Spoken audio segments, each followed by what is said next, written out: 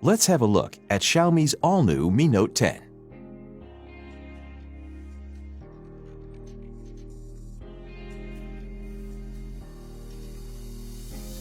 In the box, you'll find the Mi Note 10, some instruction manuals, a basic protective case, a 30-watt fast charger with a cable, and a SIM eject tool.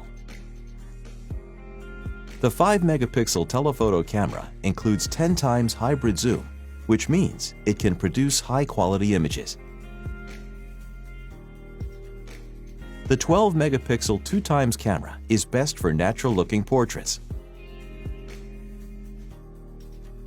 With its 108-megapixel camera, the Mi Note 10 offers you more details in your photos than ever before.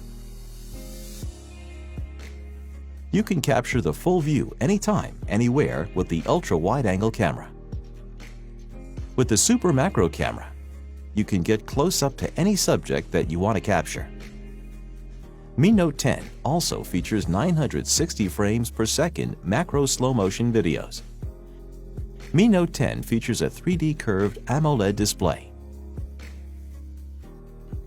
Now you can listen to music while you're charging Mi Note 10.